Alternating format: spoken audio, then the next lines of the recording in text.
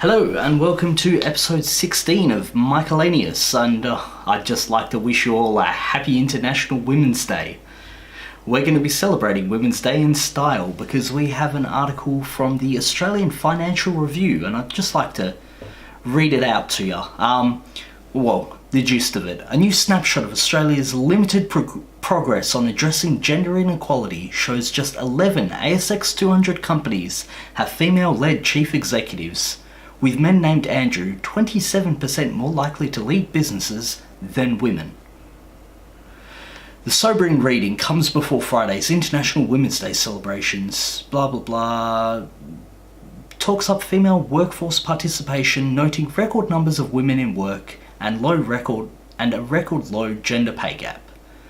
It goes on and on, but the main point we have to talk about here today is that fact that there's only 11 women in ASX 200 companies. So, ASX 200 CEOs. There are 11 women. There are 189 men. That's a pretty bad gender gap, isn't it? That means that there is only 5.5% women and 94.5% men. That looks terrible, doesn't it? But that's not the actual situation, is it? Because you're talking about the CEOs of ASX 200 companies. That's at like the extreme end of a distribution of like the people who are the best at business in Australia, and you're picking out the 200 very best. How many people aren't CEOs? Because there's 11 women who are CEOs. There's 14.4 million, roughly, women in Australia that aren't CEOs. There's 189 men that are CEOs. There's also 14.2 million men that aren't CEOs to go with that.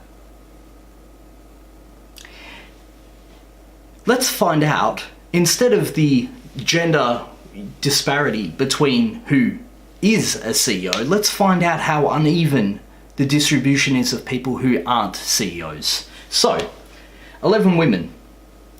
14.4. If you divide that out, you end up that the percentage of women who are CEOs is 0.000763% of women are CEOs.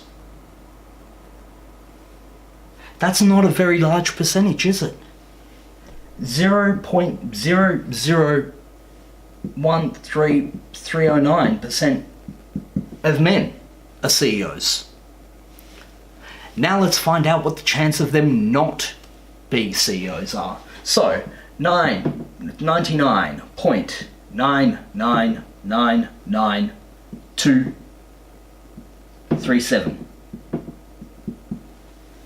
That's the chance of a woman not being a CEO.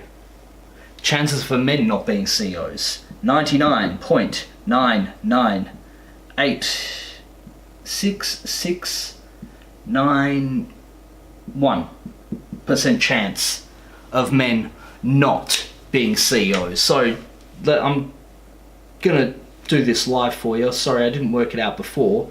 But if we get 99.9999237 and we divide that by 99.86691.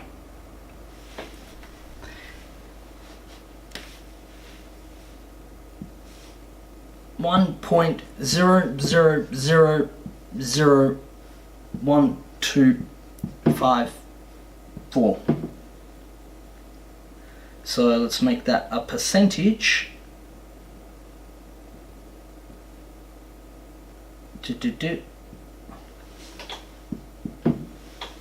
Men are 0.001254% more likely to be a CEO than a woman. That's not a huge difference, is it? You can go complaining that the end result of that is that there's 91% more men that are CEOs than women. But that whole, all of that difference comes from the fact that men are only 0.001254% more likely to be a CEO. Because you've got to remember, normal distribution, 50%, one standard deviation, which takes that there up to 66%. Yeah. 95% is two standard deviations. 3 standard deviations is, God, what is it? Is it 98.5? Yeah. Anyway, when you're talking about 0.001254%, you're talking about people who are 4 or 5 standard deviations above the mean.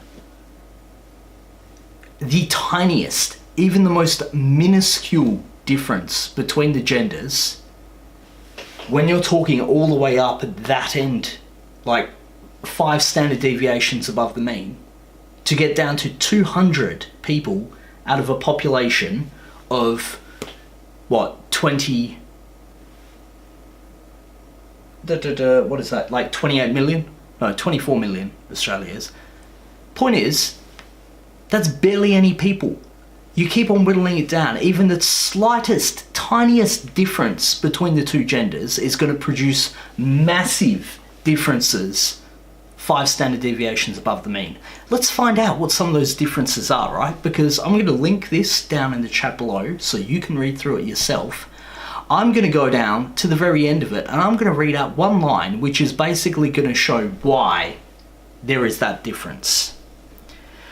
Last week, data from the Workplace Gender Equality Agency found the number of female CEOs had risen just 1% in the last 5 years, compared with 4.4% for senior female managers. So, senior female managers, that chance has gone up by 4.4%, but that hasn't correlated through to CEOs. Do you know how long a CEO works per week? It's 80 hours. They are always on call. I think an 80-hour week would be a quiet week for a CEO. You've got to be a complete psychopath. You've just got to be ready to work and work and work and work and work and work. The people who are ready to do that are generally men. Men throw themselves into work head first.